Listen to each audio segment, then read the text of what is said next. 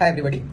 Series 1 में जैसा मैंने बताया था आपको फंडिंग के रिगार्डिंग, और मैंने प्लेटफॉर्म भी बताया था जिस प्लेटफॉर्म पे के थ्रू आप फंड के लिए अप्लाई कर सकते हो। So I am getting some of the messages also that कैसे आपको अप्लाई करने हैं एंड क्या एक्चुअली आप बिजडेक्स में डालोगे। सी एक्चुअली इन्वेस्टर क्या देखता है, ठीक है, what is the main things investor is looking for. क्यों एक कंपनी को अच्छी फंडिंग मिल जाती है, कुछ कंपनी को फंडिंग नहीं मिलती है, जबकि उसकी प्रोडक्ट उसकी सर्विसेज काफी अच्छे हैं, ठीक है। तो इस पॉइंट को हम लोग समझेंगे आज, और उसके बाद मैं आपको बताऊंगा कि कैसे आप 1 मिनट वीडियो भी शूट करके आप डाल सकते हो कि पिच टेक्स कैसे वर्क करता है। See 3 things every investor want, what you are solving, what issue you are solving. आप कौन से इशू को सॉल्व कर रहे हो और आपको यूज करने वाला एक्चुअली कस्टमर कौन है।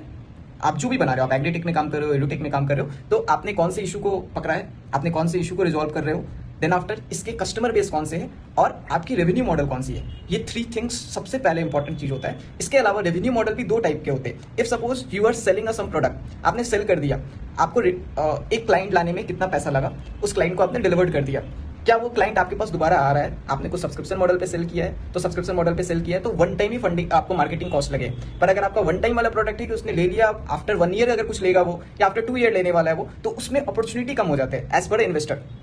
इसमें भी अपॉर्चुनिटी काफी है, but as per investor they are looking कि अगर एक क्लाइंट को लाने में आपको 200 रुपीज लग रहे हैं मार्केटिंग कॉस्ट, तो वो क्लाइंट आपको और कितना रेवेन्यू दे सकता है। अगर आपका टिकट साइज ही 500 का है, सपोज आपकी टिकट साइज 500 रुपीज की है and your cost for marketing is 200 for acquiring 1 client, तो आपका फिर प्रॉफिट तो बहुत कम हो गया, मींस निगेटिव है। फर्स्ट क्लाइंटल जब आप उसको ऑनबोर्ड कर रहे हो तो निगेटिव है, तो आप उसको नेक्स्ट टाइम उस क्लाइंट को कैसे ला रहे हो, या वो नेक्स्ट टाइम प्रोडक्ट आपसे लेगा या नहीं लेगा, आपकी प्रोडक्ट उस टाइप की है या नहीं है। तो ये भी बहुत इंपॉर्टेंट है। जब भी आप कोई भी प्रोडक्ट बनाओ या कोई भी सर्विसेज बनाओ, मेक श्योर करो कि वो प्रोडक्ट या तो 6 मंथ पे, 1 ईयर पे, या फिर अगर monthly basis SaaS based model अगर आप चल रहे हो तो that's a very good. SaaS based कोई भी स्टार्टअप अभी इजिली फंडिंग उठा सकता है and we have a lots of opportunity. If you also want कि आप किसी बड़े प्लेटफॉर्म पे सेलेक्ट नहीं हो रहे, you want a small investor to be also connected, you can directly DM me, you can comment on this reels, my team will be get back to you. Or if you want to be have a direct connection, you want to be direct connect with me, you can directly follow and then after send a message in Instagram. I will definitely try to be assist you for it. Thank you.